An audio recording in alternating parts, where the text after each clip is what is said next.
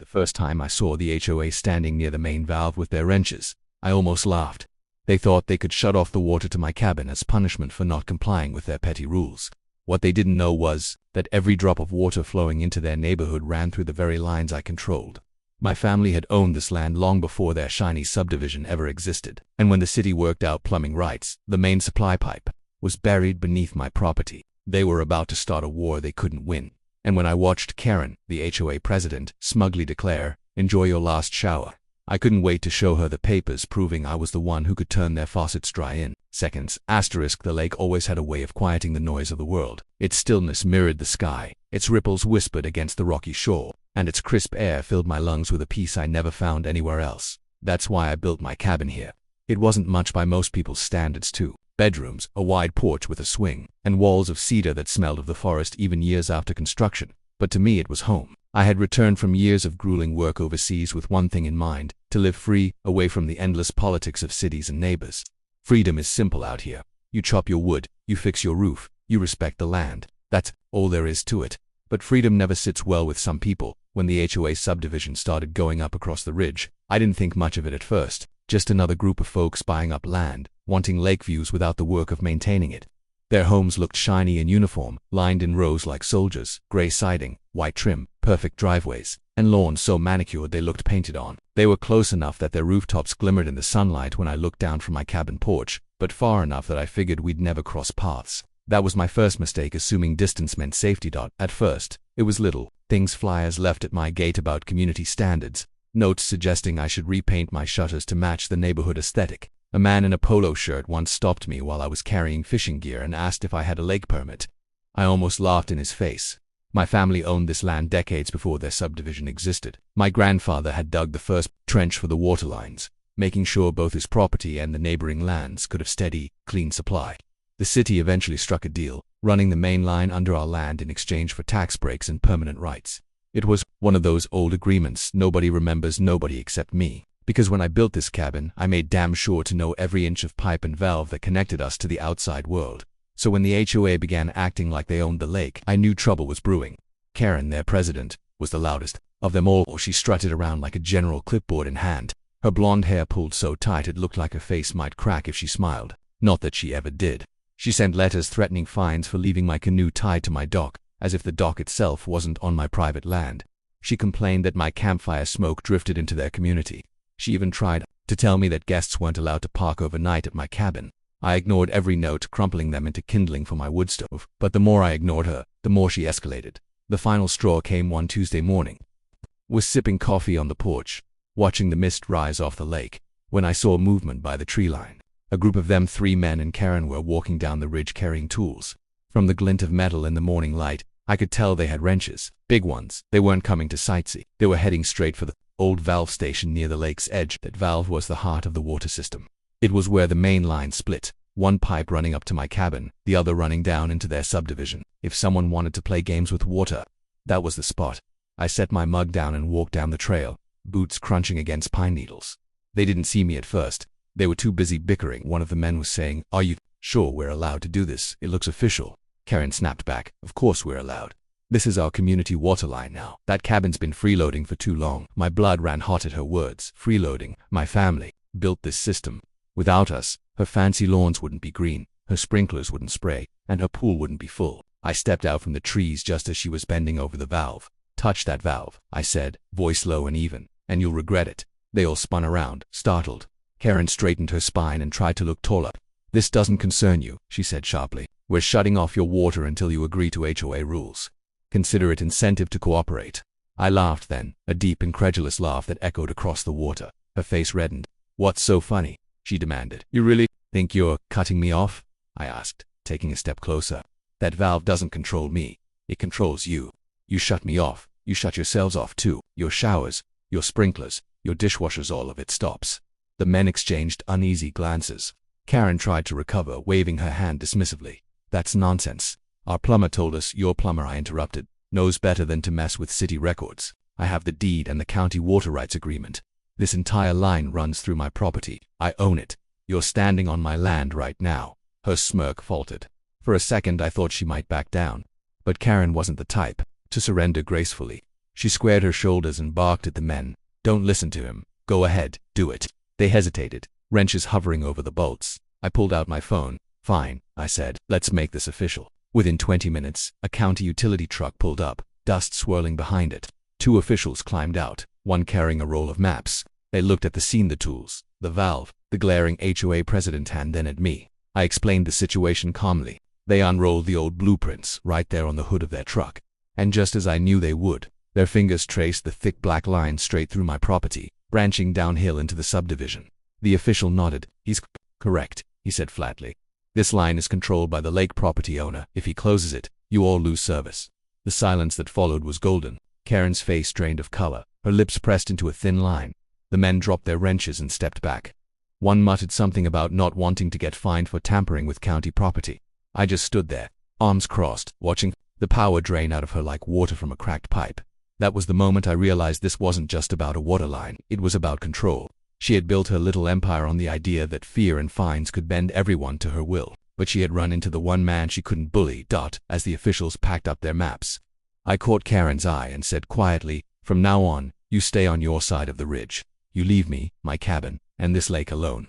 Otherwise, I'll show you just how fast your kingdom dries up." And with that, I turned the valve wheel just a quarter turn, enough to make the pipes groan. A reminder, a warning. The sound echoed through the line like a thunderclap. Their eyes widened, panic flashing across their faces. Then I turned it back, smiling as the steady rush of water filled the silence. That day, the war began. After that morning by the valve, I figured the HOA would finally learn their lesson. I thought they'd go back to their perfect lawns and neighborhood potlucks, nursing their wounded pride but keeping their distance from me. I had made it crystal clear. The water wasn't theirs to control. It belonged to my land, my line, and ultimately, me. But people like Karen don't back down, so icily for a week, things seemed calm. I went about my usual routine, splitting logs, fishing for trout, repairing the porch swing chain that had snapped. I even took a kayak out across the lake one morning, letting the sunrise turn the water gold. It felt like maybe, just maybe, the confrontation had scared them straight, but peace in these woods has a way of being temporary, especially when pride is involved. The first sign came on a Thursday afternoon. I was walking up the trail from the dock with a stringer of fish when I noticed a piece of paper flapping against my cabin door. My stomach sank before I even reached it. Sure enough, it was another notice from the HOA, this one thicker than the usual one-page threats.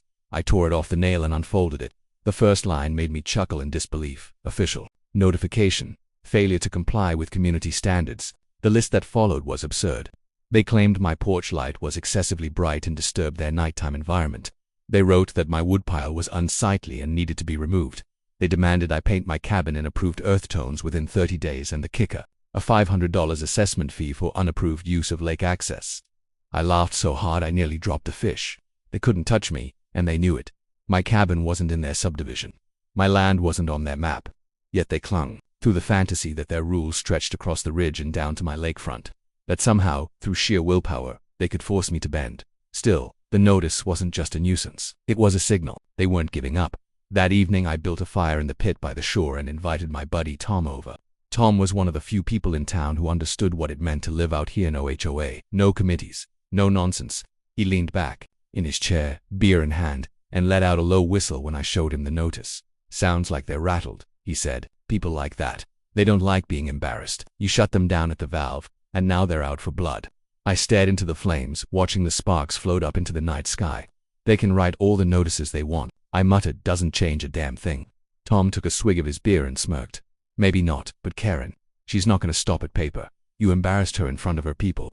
My money says she's already planning her next move." He was right. 2 days later I found out just how far she was willing to go. It started with the sound of engines. Early Saturday morning, before the sun had burned off the mist, I heard trucks rumbling down the dirt road that led past my cabin toward the valve station. I stepped onto the porch, coffee in hand, and squinted through the trees. There they were. Again Karen. 2 men I didn't recognize. And this time, a crew cab truck with a company logo on the side, some plumbing and excavation outfit out of the city. My stomach tightened. This wasn't just another bluff. She'd hired professionals. I set my coffee down, grabbed my jacket, and headed down the trail. By the time I reached the clearing near the valve, the crew was unloading equipment, shovels, toolboxes, even a portable pump. The foreman was looking over blueprints, clearly uncomfortable with the scene. Karen hovered beside him, her voice sharp as a whip. "I don't care what the county says," she snapped. "We're rerouting this line today. That cabin will be Dry by nightfall, I stepped out of the trees. You really don't learn, do you? The foreman looked up, startled. Karen's face twisted into that familiar scowl. You don't belong here, she hissed. This is HOA business. I pointed to the ground.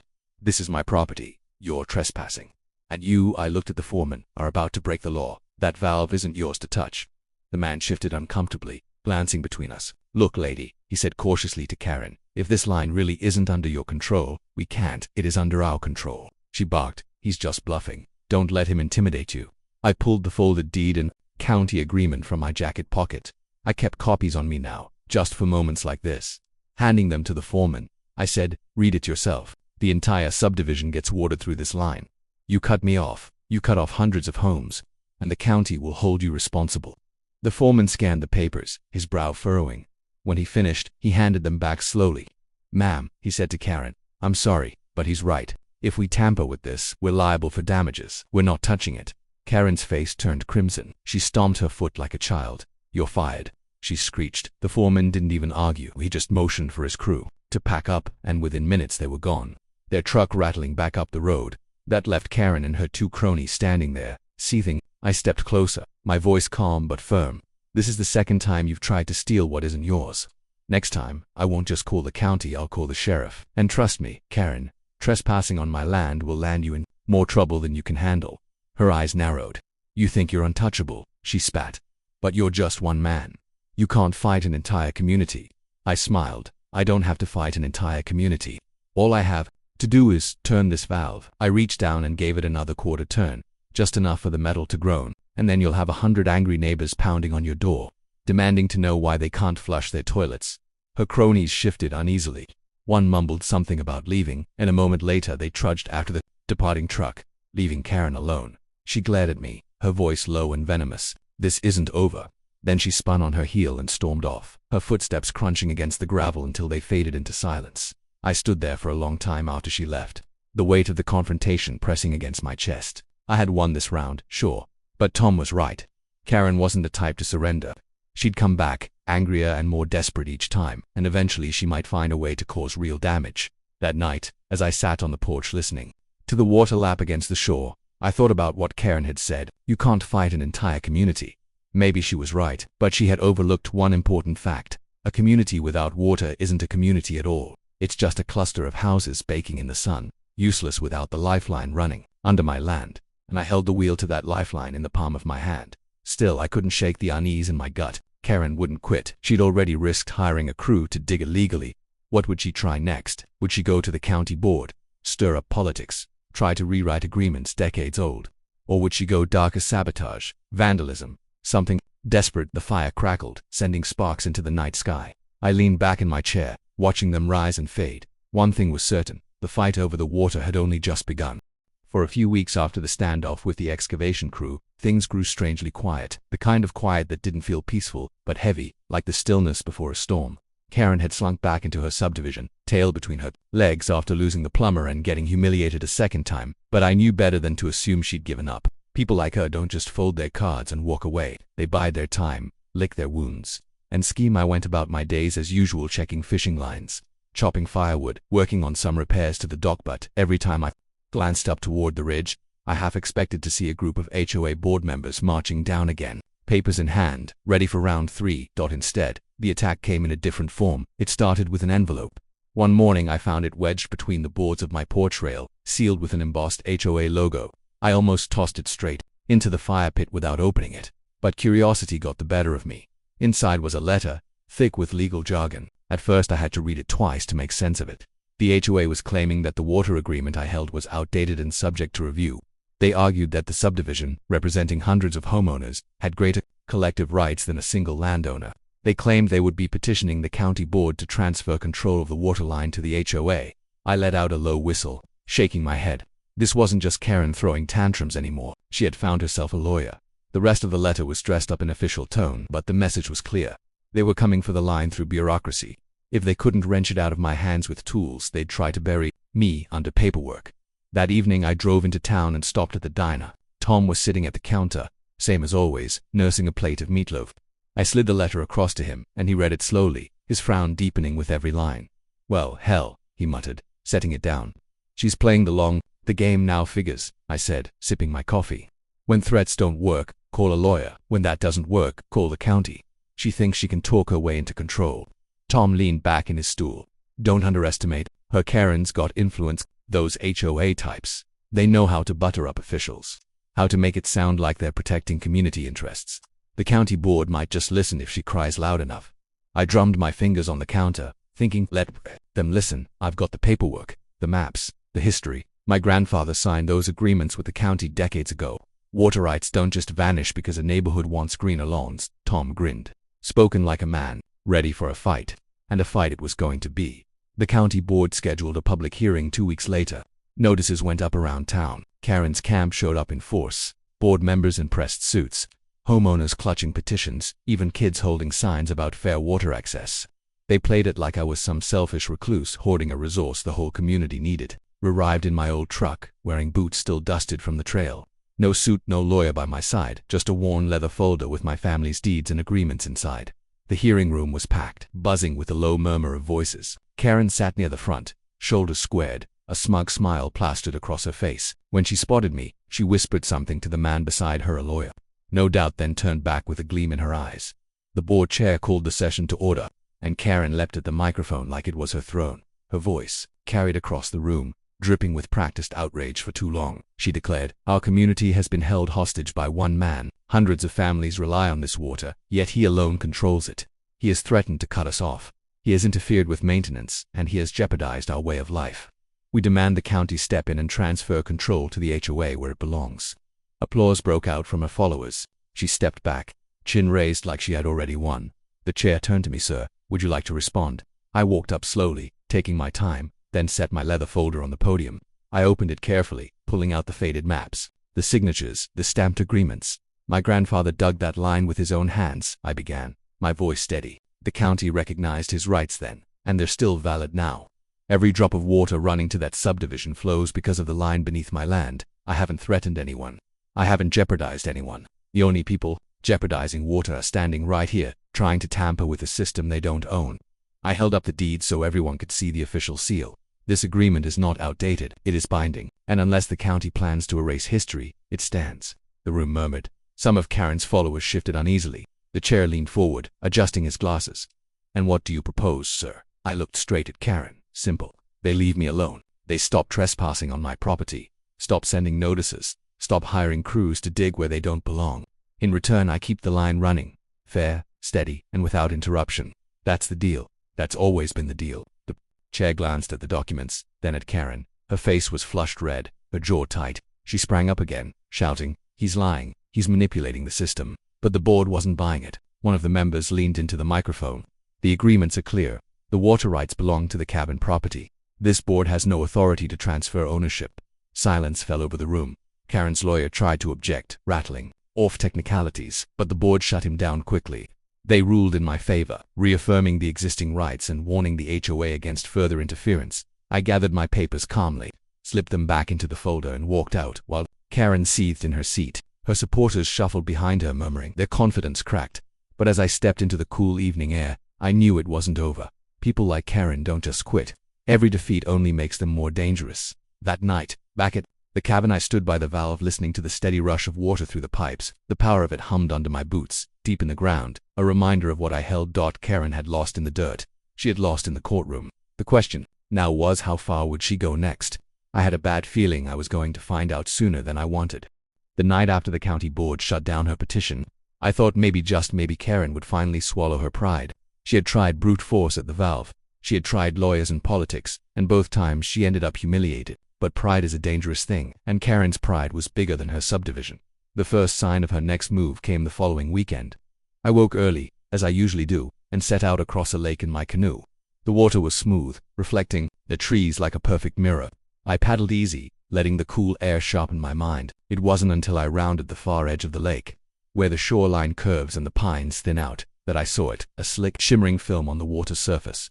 At first I thought it was just pollen, but when my paddle dipped into it, the smell hit me chemical, sharp, wrong. My stomach tightened. Someone had poured something into the water.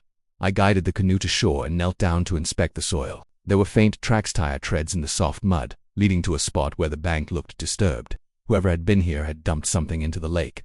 And recently, by the time I got back to the cabin, anger was burning through me. This wasn't about HOA notices or speeches anymore. This was sabotage. Karen was trying to poison the very water she wanted to control. I called Tom and he came over within the hour. Together we followed the tracks weaving through the trees until they led us up toward the ridge. Sure enough, the tracks curved right into the subdivision's maintenance lot, where HOA trucks sat parked. Tom shook his head. She's playing dirty now. I clenched my fists. She wants to make it look like I can't manage the lake. If the water turns bad, she'll go back to the county and say I'm unfit to control it. Tom spat into the dirt. That's low, even for her. We took samples of the water, bagged them, and dropped them off at a local testing lab. A few days later, the results came back. Fertilizer runoff in high concentration. It wasn't lethal, but it could choke the lake with algae if it continued. I had my evidence, but the question was, how to use it. Karen wasn't sitting still either. A week later, I went into town for supplies and overheard people at the hardware store whispering, "That cabin guy's polluting the lake," one man muttered. "He's ruining it for everyone." The rumor spread fast. By the time I reached the diner, even the waitress gave me a wary look. Karen had beaten me to the punch. She was painting me as the villain, the careless hermit destroying the water supply out of spite, and people were buying it. That night, as I sat on my porch listening to the frogs, I realized I was at a crossroads. If I stayed quiet, the story would harden, and soon everyone would believe her version. But if I went on the offensive, I risked turning the whole community into open war. The decision came the next morning when I found a group of teenagers throwing rocks at my mailbox. They shouted, "Lake poisoner," before running off laughing. My jaw clenched tight. Enough was enough. I gathered my evidence: the lab report, the photos of the tire tracks, the disturbed shoreline, and called the county environmental office. A week later, an inspector showed up. Together we walked the banks of the lake, tracing the tracks back up the ridge. The inspector's face grew grim as he jotted notes. "This isn't natural runoff," he said. "It's deliberate. Somebody dumped a concentrated load." When we followed the trail to the HOA maintenance lot, the color drained from his face. "These are county-owned fertilizer bags," he muttered, pointing to the stack by the shed. "Improperly stored, too. That's a violation." I watched as he snapped photos, tagged evidence, and shook his head. Karen wasn't just playing dirty, she was playing criminal. Later that week, the county issued a formal notice to the HOA for environmental violations. They were fined heavily in order to clean up their act. Karen, of course, denied everything. She claimed the tracks were forged, that I had set her up, that I was manipulating the system. But the more she protested, the guiltier she looked. Still, I knew she wasn't finished. Her pride wouldn't let her stop, even now.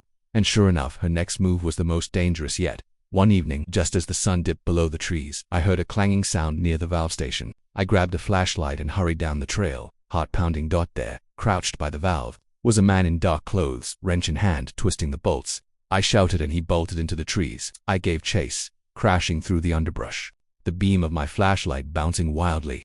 But he was fast and I lost him in the dark when I returned to the valve. I saw what he'd done, loosened the fittings, just enough to cause a leak. Water seeped into the soil, a steady hiss of pressure escaping.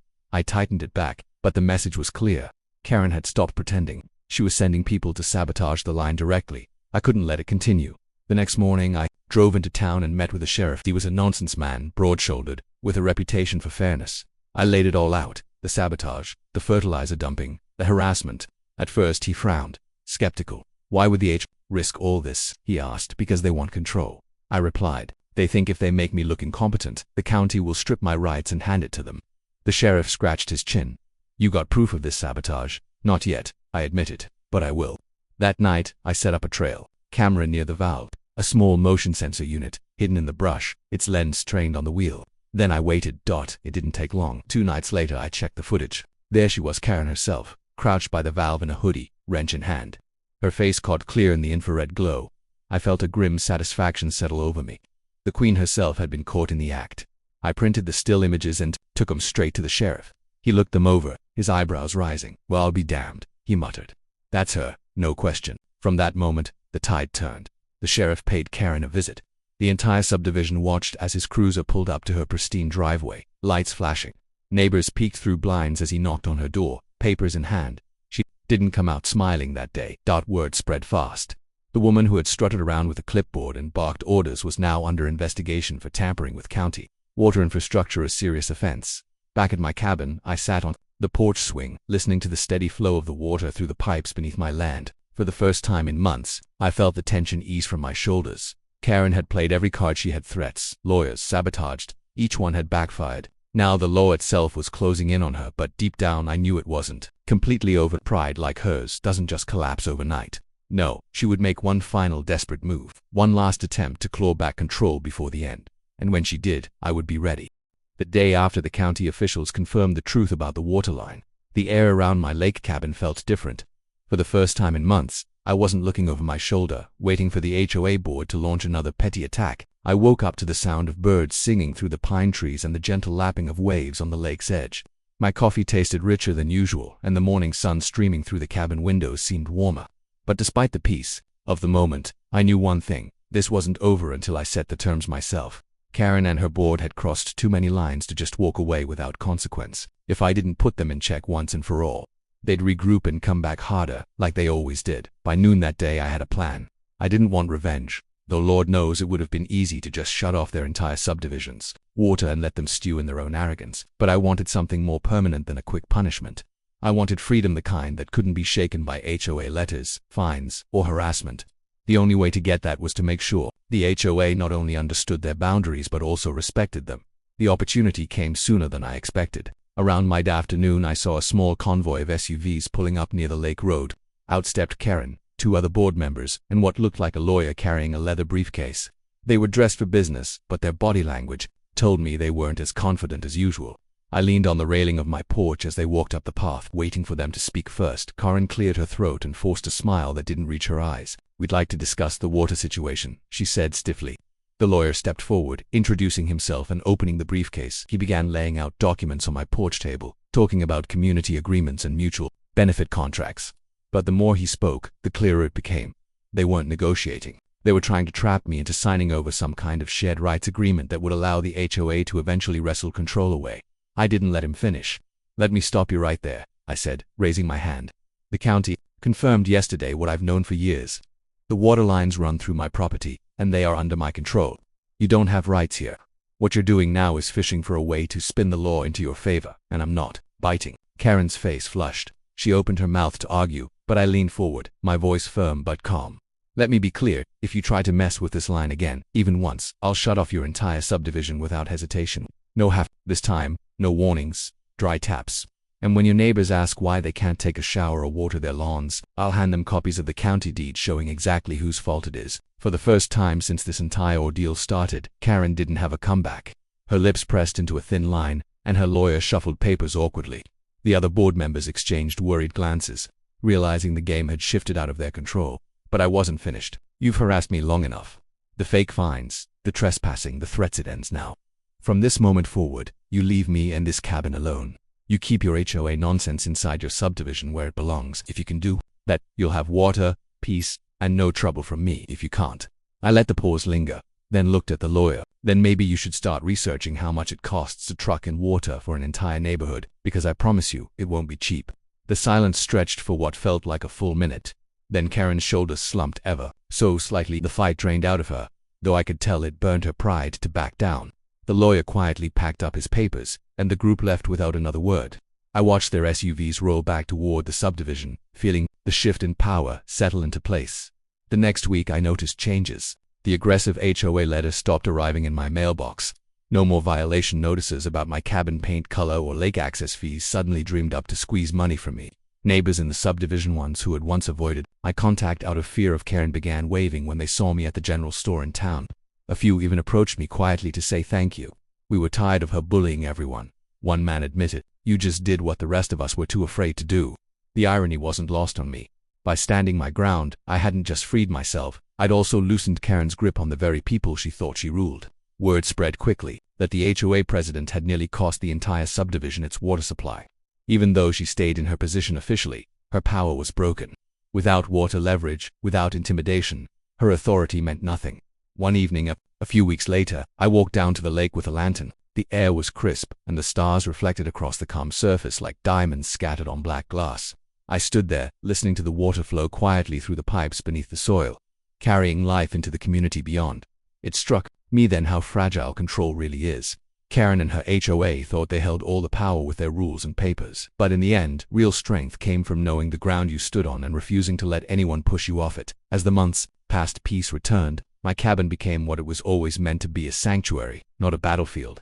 I spent my mornings fishing on the dock, my afternoons fixing small projects around the property, and my evenings sitting on the porch watching the sunset paint the sky. Every so often I'd glance at the valve near the waterline and smile, not because I needed to use it, but because I knew I could. That knowledge alone was enough to keep the HOA in check forever. The war they tried to start ended the moment they realized they weren't the ones holding the handle. And for me, it was never about shutting them down, it was about making sure no one ever tried to steal my peace again. And so, that's how it ended. The HOA that tried to cut off my water wound up learning I controlled theirs. My cabin stands strong, my lake runs free, and the pipes hum beneath the earth, carrying a quiet reminder: don't bite the hand that holds the valve. For more powerful real-life stories like this, don't forget to like, share, comment, and subscribe to Bright Reality on YouTube. Your support helps us keep bringing you shocking and inspiring stories every week.